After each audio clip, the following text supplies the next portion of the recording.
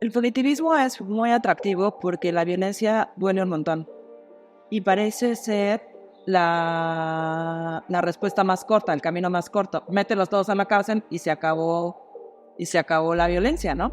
Y eso pues a todo el mundo le parece como mucho más rápido que les digamos, que fíjense que faltan 2 generaciones para que podamos recuperar el tejido social, para que podamos trabajar en temas estructurales, ¿no? Pues claro que no, la gente quiere paz hoy. Pues mira, no hay el derecho constitucional a la paz, ¿no? Entonces puede sonar así a los ositos cariñositos del derecho a la paz, pero claro que hay un derecho a la paz y no es solo la ausencia de violencia, ¿no? Es la construcción de sociedades más equitativas, donde haya también una serie de acciones específicas para mitigar los estragos de las violencias que se han vivido, ¿no? Cuando hay un reconocimiento de un derecho en la Constitución, también estamos hablando de etiquetar presupuestos, de hacer legislaciones secundarias, de hacer cosas a nivel municipal, estatal, federal, ¿no? O sea, políticas públicas específicas, medibles, con indicadores, ¿no? Entonces, al no reconocer el derecho a la paz y a seguir confundiendo paz con seguridad, estamos poniendo todos los esfuerzos dirigidos a militarización, a prohibicionismo, a cárceles, pero no estamos hablando de cómo vamos a trabajar con 16 años, 18 años de guerra en México y todos los estragos que eso ha traído, por ejemplo, en las infancias. No está hablando de cómo podemos mitigar los estragos de los niños que han quedado huérfanos por esta guerra. Nadie, no hay una sola política pública que hable de eso. O las niñas y los niños que tienen a sus padres en cárceles. No hay una sola política pública que esté atendiendo a esos niños. ¿Qué va a pasar con esos niños si ya sabemos que los círculos de violencia que no se intervienen crecen y se profundizan? Pues un poco, primero creo que hay que hacerlo desde el reconocimiento político de que estamos en un conflicto armado, si no le queremos decir, ¿no? Que estamos alcanzando niveles históricos de homicidios y feminicidios como la expresión más grande de la violencia, ¿no? O sea, cuando le privas de la vida al otro. Y si no aceptamos que estamos ahí y que las reducciones que se han dado, ¿no? Que nos presumen del 20% son insuficientes cuando cada año suban más de 30,000 muertos en este país, pues no podemos avanzar hacia ese camino a la paz. Y esa paz significa bajar de manera importante esos homicidios, ¿no? De manera radical, porque el conflicto se detiene. Entonces, primero tenemos que entender las causas del conflicto, y no es un conflicto, son muchos conflictos. Sabemos que hay causas estructurales, como puede ser el tema de la prohibición, o la inequidad, o que no hay justicia, ¿no? O sea, todo el tema de la falta de acceso a la justicia y que hace que mucha gente que está detonando violencia siga libre.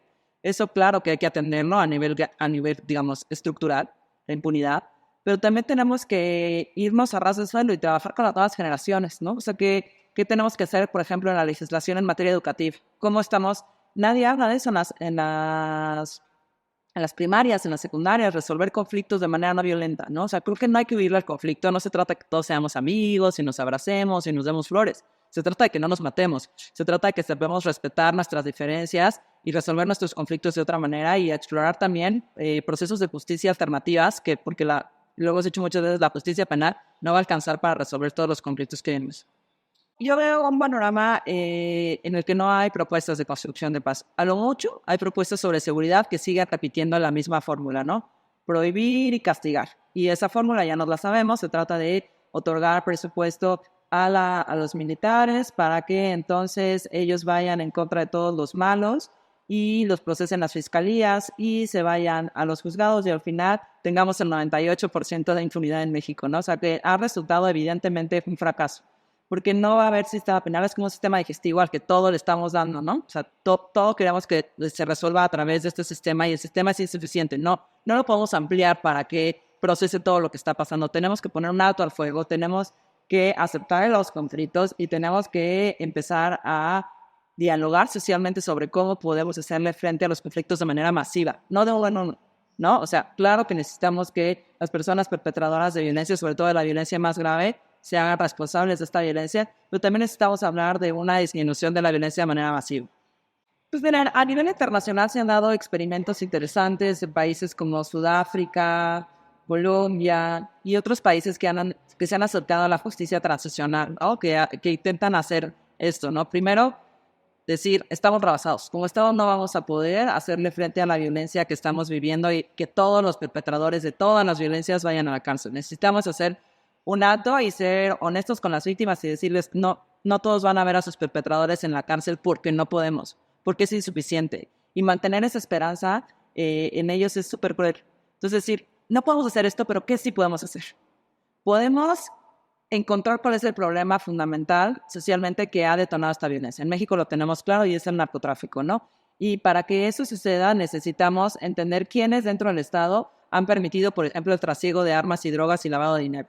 ¿Quiénes son los principales narcotraficantes de este país y cómo operan sus cárteles y cuáles son sus motivaciones y cómo podemos llegar a incidir en que los máximos perpetradores sí vayan a la cárcel y los otros, por ejemplo, las personas que venden drogas de manera, digamos, en bolsitas, ¿no? De narcomenudeo, o las personas que siembran, o las personas que transportan, se dediquen a cosas distintas, ¿no? O sea, como también podemos decir, bueno, hay un montón de personas que se están dedicando a esto, que viven de esto y que necesitan otras fuentes de empleo. ¿Qué vamos a hacer con todos los que transportan? Que no han matado a nadie, ¿no? O sea, ¿qué otras opciones les estamos dando? Y sobre todo tenemos que asumir lo que dije de nuevo, o sea, ahí viene una nueva generación. Esta generación no ubica un país sin militares en las calles. O sea, tenemos 18 años así. Les estamos hablando de un país que ellos no conocen cuando les decimos desmilitarización. Sí, sí se puede ir en la noche a Acapulco, sí se podían. Y cruzar la carretera y cruzar Guerrero y no pasaba nada, ¿no? Sí, eso sí pasaba, ¿no? O sea, sí podían las chicas salir de fiesta en la noche sin miedo. Y ahora no. Entonces, ¿cómo les puedo decir? Esto es posible. Tienes que exigirlo. Tienes que buscarlo. Porque es posible y tenemos que regresar a ese México. Y no hablo de regresar a la época de Cedillo o de Salinas. No hablo de eso. Hablo de una sociedad en la que no había lugar para este tipo de violencias, ¿no? O sea, nos hemos permitido socialmente justificar la violencia con más violencia. Tenemos a todos los candidatos proponiendo el modelo de Bukele. O sea, Claudia Sheinbaum no lo dice, se dice antipunitivista, nos cuenta cómo lo hizo en la Ciudad de México, pero la realidad es que el 70% de las mujeres en prisión no tienen sentencia. El 70%. ¿Se te das cuenta? O sea, en realidad es el mismo modelo. Estoy acusando sin probar y estoy metiendo a las personas a la cárcel sin un juicio y esto por medio de la prisión preventiva oficiosa y el juicio va a llegar en 5 años. Esto tiene muchas cosas que pueden parecer buenas, que a lo mejor en el corto plazo funcionan. Por ejemplo, no podemos negar que en El Salvador han disminuido los índices de homicidio de manera importante. Nada más que El Salvador tiene un contexto muy distinto a México, ¿no? O sea, hay las maras, que es muy distinto a los grupos de narcotráfico en México, están plenamente identificados con ciertos tatuajes, ¿no? O sea, y están sufriendo muchas injusticias, muchos chavos que a lo mejor eran parte de las maras, pero robaban, pero no mataban y ya los están acusando 200 años y nadie los va a sacar de ahí. Y entonces dicen, pues sí, pero tenemos mucho menos homicidios. O sea, a lo mejor tiene sentido, yo no lo comparto. Lo que sí digo es, en México no es replicable ese sistema, porque dice Xochitl, vamos a construir más cárceles, o dice Maynes, vamos a hacer como Bukele y a todos los voy a meter a la cárcel. Está bien. ¿Cuánto más le vamos a invertir? Porque ¿cuánto le hemos invertido a Guardia Nacional? Tenemos el país militarizado y tenemos el 98%, 97% de impunidad. Entonces, ¿cuántas megacárceles? ¿Cuántas? A mí me parece bien. Hay que priorizar la acción punitiva del Estado. Esto es bien importante que la gente lo entienda. ¿Cuál es la diferencia entre ser anticarcelario y ser antipunitivo? Ser antipunitivo significa decirle al Estado, no todo lo vas a resolver así. No puedes. No vas a meter a todos a la cárcel. Eso es falso. No te da la estructura estatal ni todo el presupuesto, porque básicamente le estás dando ya niveles históricos de presupuesto al ejército que no alcanza a tramitar toda esta violencia, ¿no? Tenemos que explorar otras vías. No me digas que subiendo penas vas a resolver esto. No me digas que poniendo todas las conductas como delito vas a resolver esto. Hay que buscar otras cosas. Claro que yo creo que hay conductas que son tan graves que merecen la cárcel, desde luego. Desapariciones forzadas, trata de personas, tortura, homicidio, violaciones, secuestro, feminicidio, desde luego. Entonces vamos a poner toda la prioridad penal del Estado en eso y vamos a exigirles cuentas sobre esos indicadores. O sea, por ejemplo, si pensamos en la Guardia Nacional, ya la tenemos ahí. Bueno, está bien, vamos a ubicar los 50 municipios que tienen la mayor cantidad de estos delitos, estamos hablando de los delitos más graves, y ahí está la Guardia Nacional. Tienen que bajar de manera contundente entonces en el siguiente año, ¿no? Vámonos contra estas personas que están perpetrando violencia a gran escala y que tengan una investigación real y un juicio expedito. Y también vamos a exigírselo al Poder Judicial, no solo a las fiscalías, también al Poder Judicial, ¿no? Pero sobre 50 municipios sobre estos delitos, donde podamos tener indicadores realmente de éxito, ¿no? Todo el país, todos los delitos, ¿no? Pues no, o sea, perdón, no es lo mismo la extorsión, que es un delito muy complicado a nivel social, pero no es lo mismo que un homicidio, ¿no? Que una desaparición, porque en la extorsión, generalmente la mayoría de las personas que cometen extorsión se tardan muchas, o sea, lo intentan muchas veces antes de conseguirlo, y cada uno de esos cuenta como extorsión, o sea, cada intento, ¿no?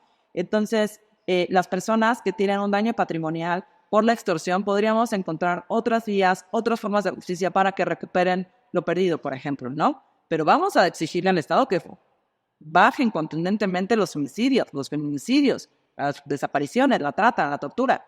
Entonces sí podríamos estar hablando de un sistema penal que funcione. Que es lo que está un poco intentando Bukele, ¿no? O sea, que quiere frenar los homicidios y lleva a todos a la cárcel. Yo no estoy de acuerdo con los métodos, pero lo han logrado porque las circunstancias de El Salvador, que es un país mucho más pequeño, donde las maras son mucho menos poderosas que los grupos de narcotráfico en México, con mucho menos dinero, están plenamente identificadas. En México tenemos que además, porque yo dudo que una cosa así funcione por las dos que te he dado, tenemos que explorar otras vías, porque incluso eso es parcial, o sea, va a durar un tiempo, pero si estructuralmente no cambiamos las condiciones, hay filas de personas que están dispuestas a entrar a la violencia y al narcotráfico, y eso no lo queremos ver. O sea, ¿cómo vamos a desincentivar que los jóvenes, que muchas juventudes quieran entrar al narco o que sean cooptados por estos de manera obligatoria, ¿no? O sea, cuando llegan y los cooptan. ¿Cómo lo vamos a hacer con eso? O sea, son desechables. Estas personas son desechables para el narcotráfico, para la industria del narcotráfico, ¿no? Si los meten a la cárcel o los matan, tienen otros.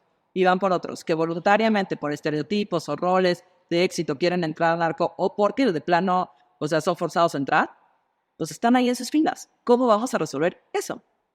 El punitivismo es muy atractivo porque la violencia duele un montón. Y parece ser la respuesta más corta, el camino más corto. Mételos todos a la cárcel y se acabó la violencia, ¿no? Y eso pues a todo el mundo le parece como mucho más rápido que les digamos, fíjense que faltan 2 generaciones para que podamos recuperar el tejido social, para que podamos trabajar en temas estructurales, ¿no? Pues claro que no, la gente quiere paz hoy. Pero si hubiéramos exigido otro tipo de abordaje a la violencia desde hace 3 sexenios, no tendríamos el país que tenemos hoy. Porque, como te lo he dicho varias veces, el punitivismo no alcanza el sistema para llevar a todos esos a la cárcel, pero más aún, no alcanza el punitivismo para detener que nuevas generaciones y nuevas personas sean cooptadas por el crimen. Entonces, a mí sí me parece que es bien importante hablar de cosas profundas socialmente, ¿no? Porque, por un lado, rechazamos la violencia, queremos que todo sea punitivo, pero por el otro, estamos reproduciendo estereotipos y roles de éxito que están vinculados a la violencia, ¿no? Veamos, y esa es la parte de la reflexión que a mí me interesa ahorita mucho, la reflexión cultural de esa violencia, ¿no? O sea, como las narcoseries, la música, la moda, están reproduciendo estereotipos, pues sí, de esto, del éxito ligado a la violencia, a quien trae las armas, a quien trae la troca, a quien trae a la morra, con ciertas características físicas. Todo eso tenemos que cuestionarlo y tenemos que decir, ¿por qué está siendo tan exitoso? O sea, cuando tú tienes 14 años o cuando todos tuvimos 14 años, teníamos en estas estrellas de la música, teníamos en nuestros roles y nos vestíamos iguales ¿no? Y queríamos hacer eso. Pues ahora esos lugares están ocupados por personas que están reproduciendo tanto en sus letras como en sus mensajes esta violencia. También hay que ver como cuáles son los vínculos de fondo de una sociedad. ¿Qué va a pasar cuando en México tengamos generaciones de jóvenes, por ejemplo, o sea, generaciones marcadas por esta cultura violenta, ¿no? O sea, con toda esta necesidad que hay de contracultura, de hablar de paz, de hablar de comunidad, de hablar de arte, de hablar de la diversidad de cuerpos, ¿no? De hablar también de la libertad que tienen estos cuerpos del consumo, por ejemplo, ¿no? Porque está muy loco lo que nos dice un poco la sociedad, porque por un lado está bien que consumas o puedes consumir porque es tu cuerpo y es tu libertad y ni modo que el Estado te diga qué puedes comer y qué no puedes comer o qué puedes fumar y qué no puedes fumar. Y ahora también te dicen, pero no está prohibido el consumo, pero sí está prohibido el transporte y sí está prohibido la siembra y sí está prohibido todo lo demás. Entonces, o sea, porque a mí eso me parece una locura. O sea, si estás permitiendo que la gente consuma, ¿por qué no regulas? ¿Por qué no dices, ok, vas a consumir, eso que consumes es muy peligroso? Y tal vez tú te quieres meter cocaína en uso digamos, de tu autonomía personal, pero te estás metiendo en realidad con fentanilo, ¿no? O sea, tú no sabes lo que te está vendiendo porque no hay un mercado que lo regule.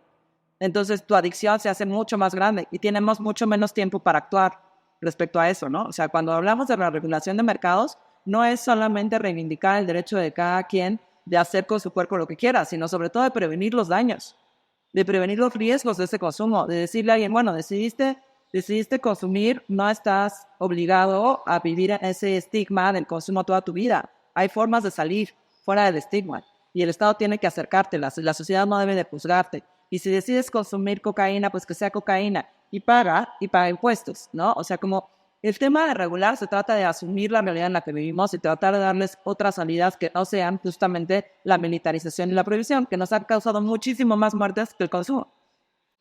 Ya los mencionamos aquí esas conversaciones incómodas, pero una pregunta incomodísima es, ¿vamos a asumir que no todas las personas que han cometido delitos en este país van a acabar en la cárcel?